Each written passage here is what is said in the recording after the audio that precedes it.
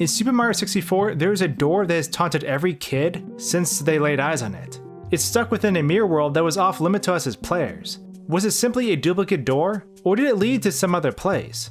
Let's take a closer look. Mario 64 is a game that holds a lot of different oddities, and today we're actually be focusing on a room upstairs in the castle. So as you go through the castle, and as you unlock things, you eventually reach this mirror room, which takes you to the second snow level. So we're gonna go ahead and go up there and kind of take a look at the background because there's some interesting things. So when you get upstairs, the mirror room is this one with a small little inset around it.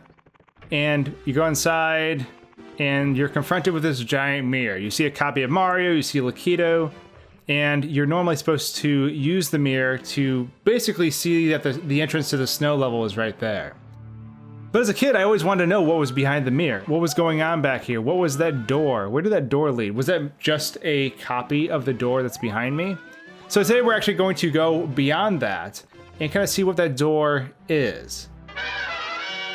Okay, so now we're actually behind the mirror. As you can see, there's a painting right here that I can't jump into. If I was on the other side of the mirror, I could jump into that wall and get into the snow level. But being back here is kind of interesting because a lot of the things back here do not have collision. Obviously, I can jump through these pillars.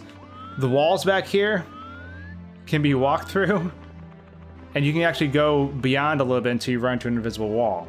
Now, the interesting thing about this, though, is while there is not, while I can't pass through the floor here, the door is an object. The door is an object that I can interact with because Mario does not run through it. Now, while I can't get down to actually go through the door, I can sort of guess what's going to happen if I go through this door. So in Super Mario 64, when you go beyond the boundaries of a map, oftentimes if it's a place that Mario cannot normally walk, if he's forced beyond the final boundaries, it will kill Mario. So with this door down here, I strongly believe if Mario could go through it, he would probably die. I'm not 100% sure of that, but I'm gonna show you why this happens. So as you can see, I can't go through it, but I guarantee probably the area beneath this can't be walked on. It's probably an out of boundaries area. So I'll show you what happens when Mario does go into an out of boundaries area. So we're at the beginning of the castle, and as you can see, there's a yellow doorknob on this wall. That's because I actually placed a door inside the wall. Now this is gonna allow Mario to basically walk through the wall while going through the door, and is going to kill him because it's gonna force him out of boundaries.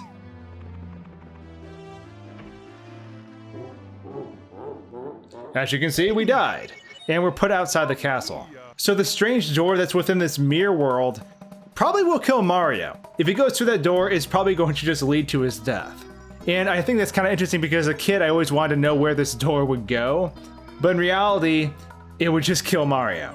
One of my greatest childhood mysteries is finally solved. However, there's plenty more to cover in Mario 64, and I will do so in future videos. So I hope you enjoyed this trip to the Mario Mirror World, and showing you what would happen, hypothetically, if Mario were to go through the door back there. If you enjoyed this video, let me know in the comments below, and I will see all of you in the next video. Cheers! Why don't you give my video about Wind Waker's invisible ladder a whirl? In it, I duplicate overhead items, get sucked into a black abyss, and climb 25,000 feet above Outset Island. I hope you enjoy it.